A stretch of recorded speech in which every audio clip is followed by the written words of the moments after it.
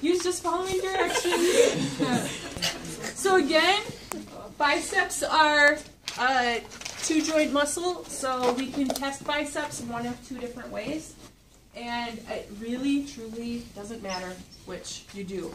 We're going to do one in supine and one in sitting, so that might help you determine which way you're going to go, but it really doesn't matter.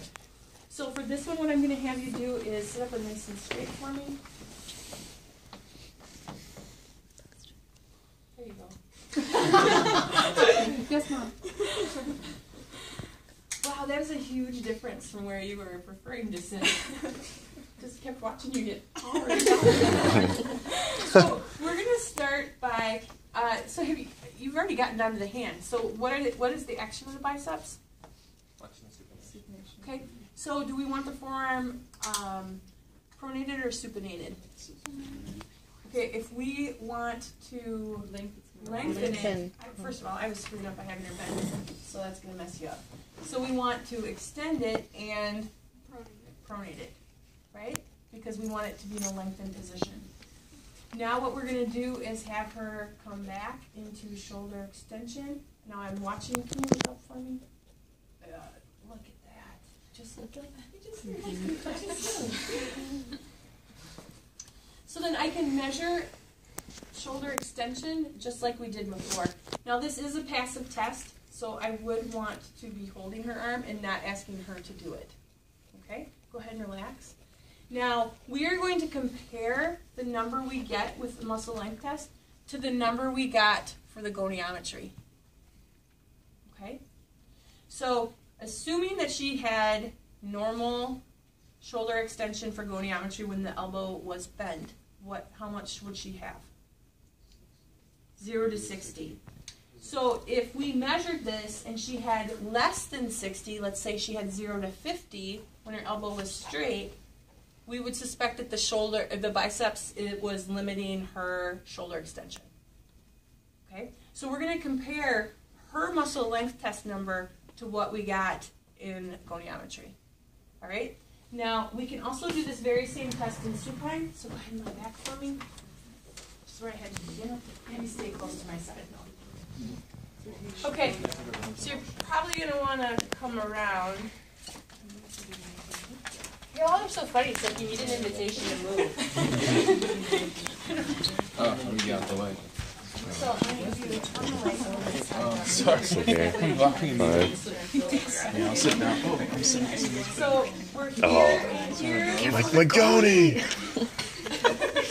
So now we have the advantage to doing this in supine is I can let gravity hold her arm, and it's going to be easier to measure.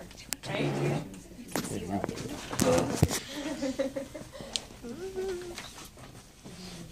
Okay, so now I'm getting 0 to 73. And I certainly wasn't getting that before.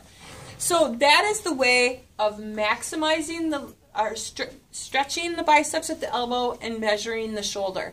How could I do it the other way?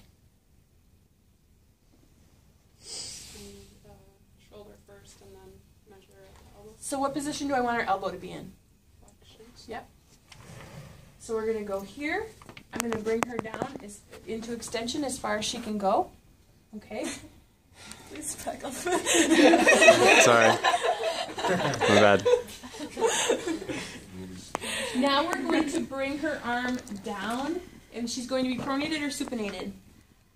Pronated. Pronated. So I'm actually going to pronate her first. And then I'm going to extend her elbow. Okay, I'm maintaining that level of shoulder extension that I already had, and I can get her elbow all the way straight. Okay, if I couldn't, I could measure her elbow motion. And we will talk about that particular measurement on next week, Thursday, when we get to the elbow. Okay?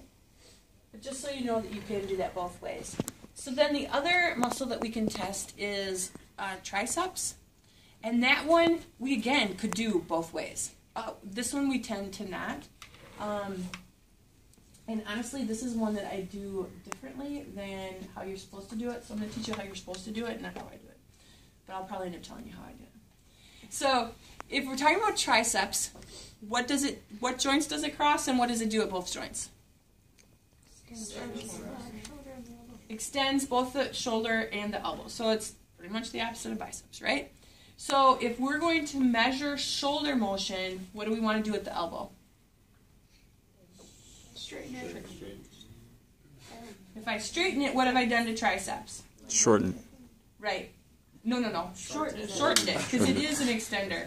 I said it right. Yeah. Okay. So if we want to lengthen it, we're going to do the opposite of its action, right? So it extends the elbow, so instead we're going to flex it. We're going to maximally flex it. Again, we would need to know what her normal elbow flexion is to know if we have it maximally flexed. And then we're going to flex the shoulder, right? So we're going to bring her up.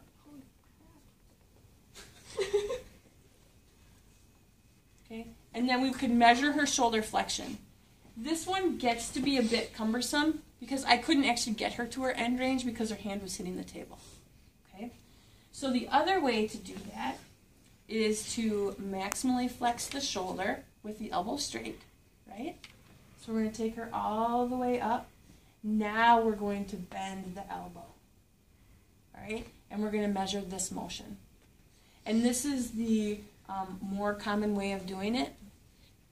Now, the way that I measure triceps length is I put the person at 90 degrees and then measure their elbow flexion. Why is that wrong? Because it is wrong. You're not doing the full. Right. I'm not getting full lengthening of the triceps at this joint.